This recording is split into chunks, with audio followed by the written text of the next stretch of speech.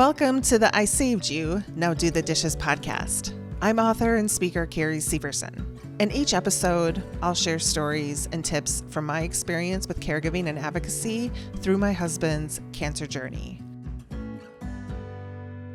Hi, welcome back to the I Saved You, Now Do the Dishes podcast. Thanks for being here. I hope you're having a beautiful day. Today, I want to talk about chemotherapy. And if you are a caregiver, a family caregiver, new to this cancer journey, and you're about to support somebody going through cancer, I hope this finds you. I have some tips to give you to prepare for the chemotherapy experience that I wish somebody would have told me. So I don't know, what you're into television wise, but my impression of chemotherapy prior to my husband experiencing it was that it was actually going to be like a quiet experience. There was, more librarian-esque, almost spa-like, because everyone that I've seen on social media portraying their experience of chemotherapy firsthand, it's very much like you're in a private room. There's one person with you. You're having popsicles, reading magazines, and then watching it on TV. Sex and the City, Firefly, Grey's Anatomy. Everyone's smiling, uplifted. It's quiet. That was not what I saw, heard, witnessed, experienced, or my husband. Everyone's different. Everyone's treatment plan is different. Some people only have to do chemo. Some people only have to do radiation. Some have to do both. Gavin's chemotherapy, he had 2 drugs, and his drugs were to support the radiation. I've said before that I was really unhappy with this chemotherapist and the way that we were introduced to the drugs, because it was very much like a preemptive sales experience where the chemotherapist was saying, you're finished having kids, and he's nodding his head as he's saying it, because one of the drugs that Gavin was supposed to have would have created birth defects in children. And we had to go through all this reading material of really understanding birth defects, and we actually had to watch 2 videos on sex and chemotherapy, and then sit in on a class. There's a lot people don't talk about when it comes to drugs and chemo and cancer and caregiving. There was a second drug he was supposed to have that would have impaired his hearing. And in order to have that drug, he had to have a hearing test. Well, Gavin didn't pass the hearing test because he's hard of hearing in one of his ears. And he told him that up front. He's like, I'm not going to pass this. This isn't the drug for me. I blew my eardrum out he went to some punk rock concert when he was a teenager and has never been the same. So he ended up getting like a 30% on the test. And we had to go through additional classes and reading material on that drug. So whatever, I cannot remember. I mean, the names of these drugs are just ridiculous. Somebody should just, chemotherapy drug 1. It's like 18 letters and it has like an X and a Z and a Y in it. It was ridiculous. But he ended up on 2 drugs, both to support the radiation. There were a few things that I learned along the way. First, don't schedule chemo on Monday. That was our experience, is that Monday was the busiest day. We had to learn that by trial and error. So I rescheduled his chemo. Come, I think, week 4, I moved his 4th, 5th, 6th, 7th, and then I think he had an 8th one scheduled. I moved it to the end of the week. He had 5 days of radiation, 1 chemotherapy session a week, and he had 2 days off. And the way that his treatment plan was set up was the radiation would start to compile upon one another. So even though he had 2 days off, he felt worse over the weekend. So it was like continuous pain levels. And then the chemo would make him droggy, sick, lethargic. I learned from that experience, having it later in the week was better for him because he had the weekend to, like, even though he was in pain from the radiation, his body just couldn't keep up. He needed as much rest as possible. So the way that his chemo floor was set up was like an open office floor plan with cubicles everywhere. And I'm 5'9". My sister thinks I'm 5'10", but I think I'm 5'9". I actually, for the longest time, said I was 5'8", but got yelled at the other day by calling myself 5'8", and so I'm closer to 5'10". When I would stand up, I would be able to see over everything. And the way that it was set up was there were 2 pods right next to each other, a partition, like a cubicle, a wooden one, but low, so that I'm imagining a nurse would be able to look over to see what was happening in the one next to her. Who knows? Or him. And then there were 2 partitions or pods across. So if Gavin is sitting in the reclining chair in the far corner, he couldn't necessarily see into the person across from him, but he could see into the one kitty corner from him. So 4 pods, 1 nurse, and typically 1 technician. He had 2 bags of drugs. Each one took like 45 minutes. And before each drug, he had to have a saline bag and 1 bag of Benadryl. So there was 4 bags, and it ended up taking like 3 hours to do. The alarm on this drip machine would go off to alert the nurse when the bag was done. And if the nurse we didn't ever touch the machine. And if the nurse didn't come, right away, the machine would continue beeping. That happened 4 times in his session in 3 hours, just for his little pod. Imagine that noise in the space you're in, across from you, next to you, kitty corner from you, behind you. And there were, there had to be 8 pods in one floor. It was so overwhelming. Listen, even thinking about it now, my brain is fuzzy. I feel it crawling out of my skin. It was a hard place to be. And nobody really warned us that this was going to be an overly stimulated space. I'm not sure if we could have asked for private rooms, but every time we showed up, I crossed my fingers.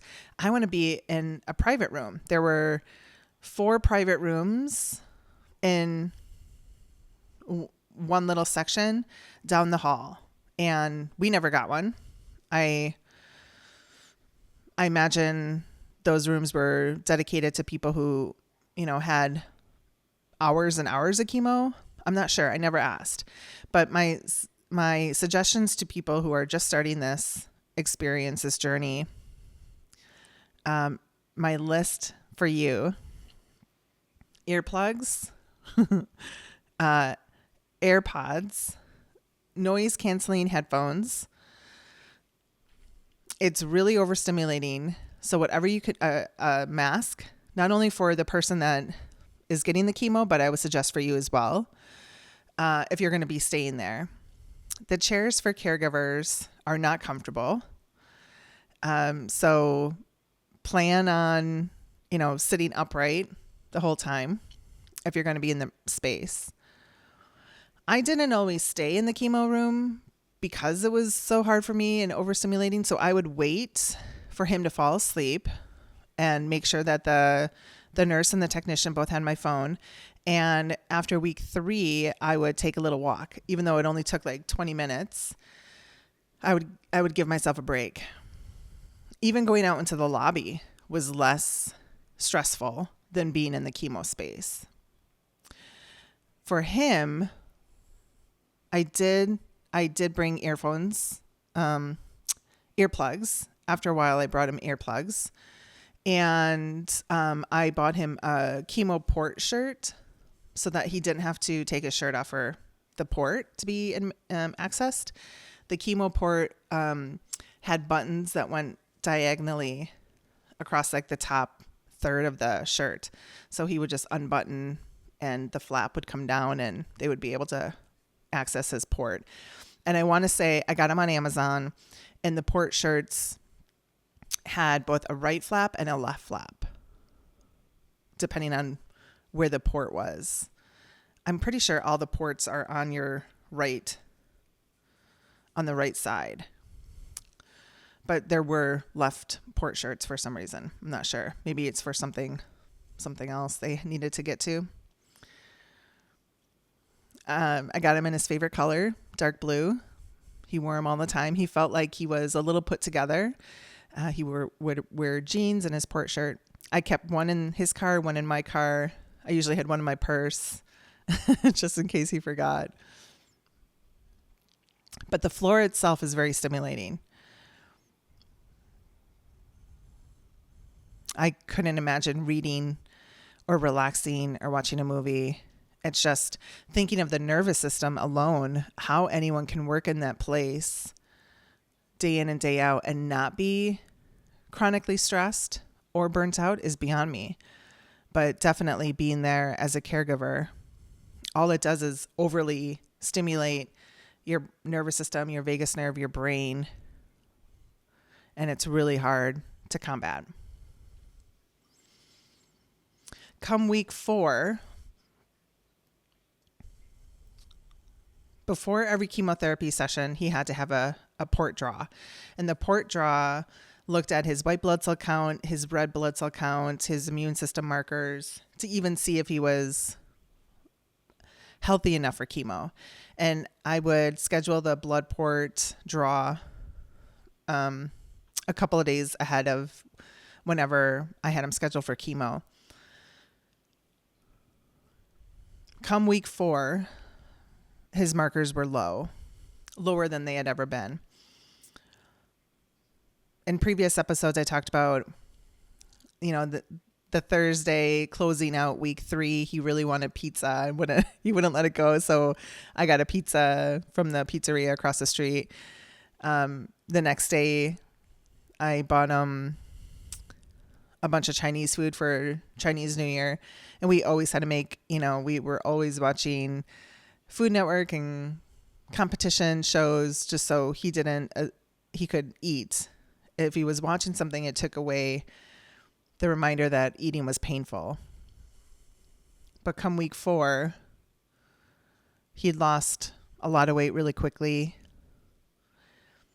He didn't want to eat anything.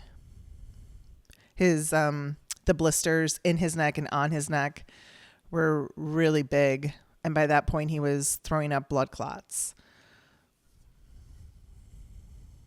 I was actually surprised that he was healthy enough to do chemo that 4th week.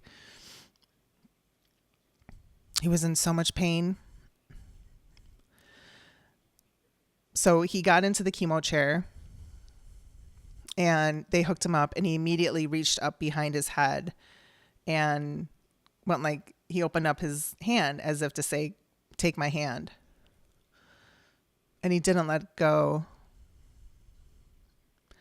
So that week, the 4th week, I sat there the whole time. Gratefully, it was the very first pod you could have accessed when you walked onto the floor, and it was facing the window. Even though I was looking out at the highway, there was a mountain behind it and the blue sky. So I focused on that for like 3 hours, holding his hand. I put earphones in, practiced my box breathing, closed my eyes when I could, when it got really stressful. Alarms and beeping and people running all over the place and loud conversations. Everyone's having emotions.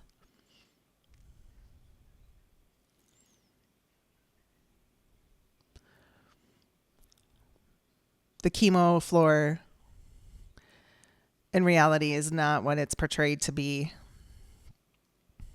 And if you're just starting this journey,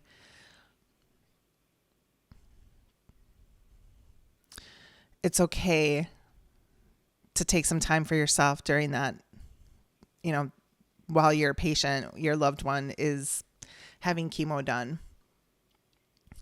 I highly recommend you take a break during that time.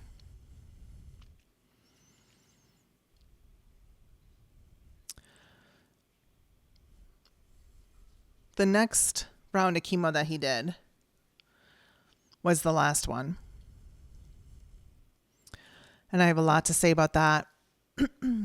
I'll save that for another episode. If you are new to the channel, thank you so much for being here. I Saved You Now Do the Dishes is our story, my story of caregiving and supporting my husband through cancer. This first season is just our experience. I do plan on bringing in some marriage experts and other caregivers as we move into other seasons. If you haven't already subscribed to the channel, please do. Follow me on Instagram at author Carrie Severson. I think I'm over on TikTok at Carrie Severson. If you know a family caregiver or someone in cancer caregiving, please pass this on. Until next time, I hope you have a beautiful week. And please remember, if you're a family caregiver, it is always okay to have somebody else do the dishes. Take care.